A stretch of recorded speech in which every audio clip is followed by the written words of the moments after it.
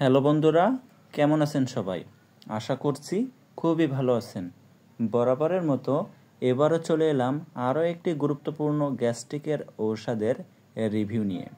আজকে যে ঔষধটি নিয়ে রিভিউ করব, আপনারা ভিডিওতে দেখতে পাচ্ছেন ক্যানেলিয়া 60 mg ক্যাপসুল। আজকে আলোচনা করব এই ঔষধের কার্যকারিতা কী, কারা খেতে পারবে, কারা খেতে পারবে না, গর্ভ অবস্থায় ওই স্তন্যদানকালী মায়েরা ঔষধটি খেতে পারবে কি না, পার্শ্ব প্রতিক্রিয়া আছে কি না, দাম কত, কোথায় পাবেন, সেই সব বিস্তারিত আজকে আপনাদের সাথে আলোচনা করব। ক্যানেলিয়া 60 mg ক্যাপসুলের প্রস্তুতকারক কোম্পানি বাংলাদেশের স্বনামধন্য কোম্পানি অ্যারিস্টো ফার্মা লিমিটেড, আর এর জেনেরিক নাম ডেক্সল্যান্সোপ্রাজল। তো বন্ধুরা, মূল আলোচনায় যাওয়ার আগে বলবো, এই চ্যানেলে যারা নতুন তারা দ্রুত এই চ্যানেলটি সাবস্ক্রাইব করুন, আর যারা ইতিমধ্যে সাবস্ক্রাইব করেছেন তাদেরকে অসংখ্য অসংখ্য ধন্যবাদ। বন্ধুরা, আপনারা জানেন প্রতিনিয়ত এই চ্যানেলে ঔষধের সঠিক তথ্য বা কার্যকারিতার কথা আলোচনা করি। তো আর দেরি না করে শুরু করি। ক্যানেলিয়া 60 mg ক্যাপসুলের কার্যকারিতা কী, অতএব কী কী সমস্যা দেখা দিলে আপনারা এই ক্যানেলিয়া ক্যাপসুলটি সেবন করবেন, সেটি আজকে আমি আপনাদেরকে বলে দিই। নন ইউরোসিভ গ্যাস্ট্রোইসোফেগাল রিফ্লাক্স ডিজিজ এর সাথে বুক জ্বালা পোড়া, সকল ধরনের ইউরোসিভ ইসোফ্যাগাইটিস নিরাময়ে নিয়ন্ত্রণ এবং বুক জ্বালা পোড়া উপশম করে। যে সকল রোগীদের অত্যন্ত গ্যাস্ট্রিকের সমস্যা, গ্যাস্ট্রিক আলসার, ডিউডেনাল আলসার, পাকস্থলীর আলসার, আবার অনেকের গ্যাস্ট্রিকের কারণে ঢেকুর ওঠে বা বুকে জ্বালাপোড়া করে, পাকস্থলীর খাদ্য উপরের দিকে উঠে আসে, বা পেটের ভিতরে অস্থিরতা হয় বা পেট ফাঁপে, পেটের ভিতরে ভুটভাট শব্দ হয়, আবার অনেকের গ্যাস্ট্রিকের অত্যন্ত সমস্যা দেখা দেয়, ঢেকুর ওঠে, টক ঢেকুর ওঠে বা পচা ঢেকুর ওঠে, একটু খাবার খেলে আপনার খাবার উপরের দিকে উঠে আসে বা বুকের গোড়ায় শুলাই বা বুকে যন্ত্রণা করে, আবার অনেকের গলার গোড়ায় টুপলা হয়ে থাকে, যে বমি বমি ভাব আসে, যে বমি হয়ে যাবে, বা গ্যাস্ট্রিকের অত্যন্ত সমস্যা দেখা দেয়। এই সব সমস্যা যাদের রয়েছে তারা কিন্তু এই ক্যানেলিয়া 60 mg ক্যাপসুলটি খেতে পারে। এছাড়াও যাদের অত্যন্ত গ্যাসের সমস্যা, যে কোনো ওষুধ খেতে গেলে গ্যাস্ট্রিকের ঔষধ খাওয়া নিয়ে ভয় পান, যে আসলে আমার এই ঔষধে গ্যাস্ট্রিকের চেক দেবে কিনা, সেই সব সমস্যার ক্ষেত্রে কিন্তু আপনি এই ক্যানেলিয়া 60 mg ক্যাপসুলটি খেতে পারেন।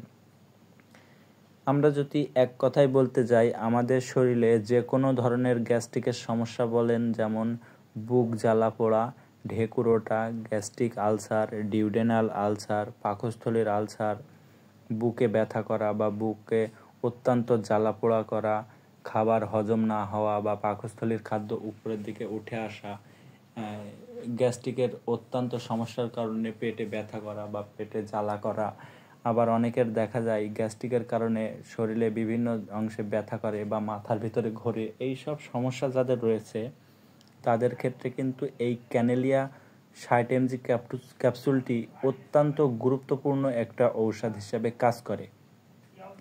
এবার বলি ক্যানেলিয়া 60 mg ক্যাপসুলের সেবনবিধি কী। ক্যানেলিয়া 60 mg ক্যাপসুলের প্রাপ্তবয়স্করা দিনে একটি করে খেতে হবে, তবে কিছু কিছু ক্ষেত্রে ঔষধের ডোজটা বেশিও হতে পারে। সেটা রোগীর শারীরিক কন্ডিশন ও অন্যান্য দিক বিবেচনা করে ঔষধের ডোজটি ডাক্তাররা নির্ধারিত করে থাকে। বন্ধুরা, আপনারা যে কোনো ওষুধ সেবনের পূর্বে অবশ্যই একজন অভিজ্ঞ ডক্টরের পরামর্শ নিয়ে ঔষধ সেবন করবেন, কারণ একজন ডক্টর একজন পেশেন্টের পরীক্ষা নিরীক্ষা করে বা তার শারীরিক কন্ডিশন ও আরও অন্যান্য দিক বিবেচনা করে ঔষধের ডোজ নির্ধারিত করে থাকে। তাই যে কোনো ওষুধ সেবনের পূর্বে অবশ্যই একজন অভিজ্ঞ ডক্টরের পরামর্শ নিয়ে ঔষধ সেবন করবেন। গর্ভ অবস্থায় ও স্তন্যদানকালী মায়েরা ঔষধটি খেতে পারবে, তবে ঔষধটি খাওয়ার পূর্বে অবশ্যই একজন অভিজ্ঞ ডক্টর দেখিয়ে খেতে হবে। এবার বলি এই ঔষধটির পার্শ্ব প্রতিক্রিয়া কী। বন্ধুরা, আপনারা জানেন প্রতিটা ঔষধেরই পার্শ্ব প্রতিক্রিয়া আছে। এই ওষুধের পার্শ্ব প্রতিক্রিয়া একেবারে মৃদু এবং অস্থায়ী, সবার ক্ষেত্রে তীব্র আকারে দেখা দেয় না।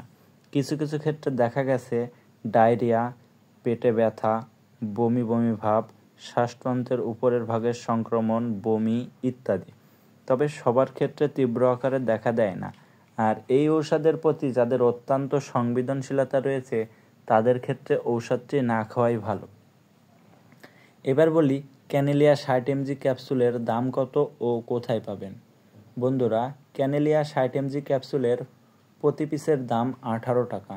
আর ঔষধটি পেয়ে যাবেন আপনার নিকটতম যে কোনো ফার্মেসিতে। ভিডিওতে আমি সবই সংক্ষেপে বলার চেষ্টা করেছি। ঔষধটি সম্পর্কে আরও কিছু বিস্তারিত জানতে অবশ্যই কমেন্ট করবেন, আমি রিপ্লাই দেওয়ার চেষ্টা করব। বন্ধুরা, এই ঔষধের প্রতি যাদের অত্যন্ত সংবেদনশীলতা রয়েছে তাদের ক্ষেত্রে ক্যানেলিয়া 60 mg ক্যাপসুলটি না খাওয়াই ভালো। তবে বন্ধুরা, আপনারা ঔষধ যত কম খেতে পারবেন ততই আপনাদের ভালো। আপনারা যদি খাবার দাবার একটু মেনে খান বা টাইম মতো খান তাহলে কিন্তু আপনাদের বা আমাদের এই গ্যাস্ট্রিকের সমস্যায় এত ভোগা লাগে না। এখন কিন্তু অধিকাংশ মানুষই আমরা গ্যাস্ট্রিকের সমস্যায় ভুগি। তার কারণ হলো আমরা খাবার দাবার মেনটেন করে খাই না। যেমন আমরা মশলাযুক্ত খাবার খাই বেশি, তেল খাই বেশি। এই যে তেল বেশি খাওয়ার কারণেও কিন্তু আমাদের গ্যাস্ট্রিকের সমস্যা দেখা দেয়। বা মশলাযুক্ত খাবার যেমন গুরুপাক খাবার খাই আমরা, এইসব খাবারে কিন্তু অত্যন্ত গ্যাস হয়। আবার আমরা কি করি, আমাদের এখন ক্ষুধা লেগেছে আমরা এখন খাই না, বা 2 ঘন্টা পরে খেতে হবে আমরা 2 ঘন্টা আগেই খেয়ে নিলাম। এখন খিদা লেগেছে আমি 2 ঘন্টা পরে খেলাম, এইটাতে কিন্তু আরও একটু সমস্যা দেখা দেয়। অতএব আমরা কি করব, যখন আমাদের খেতে ইচ্ছা করবে বা নিয়ম করে খেতে হবে, সকালের খাবার সকালে খেতে হবে, দুপুরের খাবার দুপুরে খেতে হবে। আমরা কি করলাম, দুপুরে 1টার খাবার আমি খেলাম 4টের সময়, বা আবার রাতের খাবার খেলাম রাত 11টার সময়, খেয়ে সাথে সাথে ঘুমিয়ে গেলাম। এগুলোতে আরও কিন্তু গ্যাস্ট্রিকের সমস্যা বা শরীরে বিভিন্ন সমস্যা দেখা দেয়।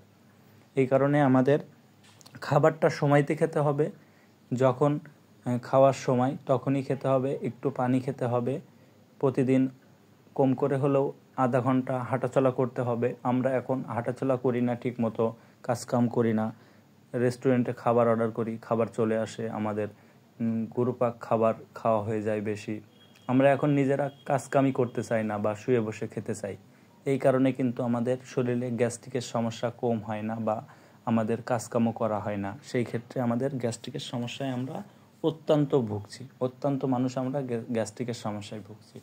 তো বন্ধুরা, আপনারা যাদের গ্যাস্ট্রিকের সমস্যা হয়ে গেছে বা আলসার ধরা পড়েছে তারা কিন্তু এই ক্যানেলিয়া 60 mg ক্যাপসুলটি খেতে পারেন। এই ক্যানেলিয়া 60 mg খাওয়ার পূর্বে অবশ্যই একজন অভিজ্ঞ ডক্টরের পরামর্শ নিয়ে ঔষধ সেবন করবেন। কোনো ইউটিউব দেখে বা কোনো ভিডিও দেখে ঔষধ সেবন করবেন না। ভালো থাকবেন, সুস্থ থাকবেন। সমস্ত ঔষধ শিশুদের নাগালের বাইরে রাখবেন। আল্লাহ হাফেজ।